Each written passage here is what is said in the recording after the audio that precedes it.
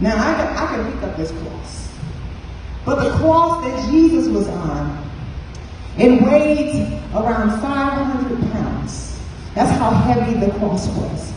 And we can look at it, and so there's the times when God is saying there's a cutoff in our lives. And we're carrying the cross. There's moments when we say, God, I got this. And then there's moments in our lives when things begin to happen, and Jesus is even saying the same thing happened to me. He says, I had 39 stripes on my back. I was beaten beyond recognition. There is some scholars say that he was beaten 50 soldiers slapped him in the face.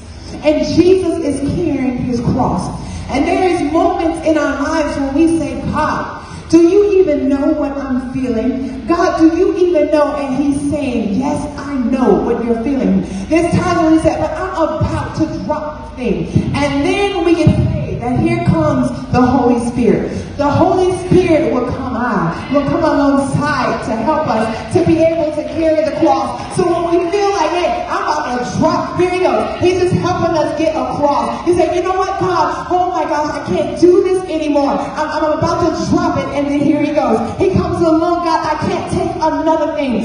Here he goes, God, I can't take another disappointment. I'm about to drop it. But then here he comes and he continues to say, you carry the cross. Keep carrying the cross. And as you carry the cross, I'm with you all the way. What does he say in his word? That I would never leave you nor forsake you. I got you. I'm holding you. I'm upholding you. You will not fall. I will keep you from falling. Because here he comes. Even when you can see that even with Jesus, when he had got tired because it got heavy, here comes Simon that came alongside. And this is an example for us that God will have those that come alongside to help us to carry the cross. He will give us exactly what we need. Let's walk down. He will give us exactly what we need to be able to carry the cross. We don't have to be like, oh my God, I'm about, even at this time, we say, I'm about to put it down. I'm about to drop it. Here he goes. He comes back and taps us on the shoulder and say, pick it up, carry it. There is a time in 1 Corinthians when Paul said, God, remove this from me. He asked him, God, take this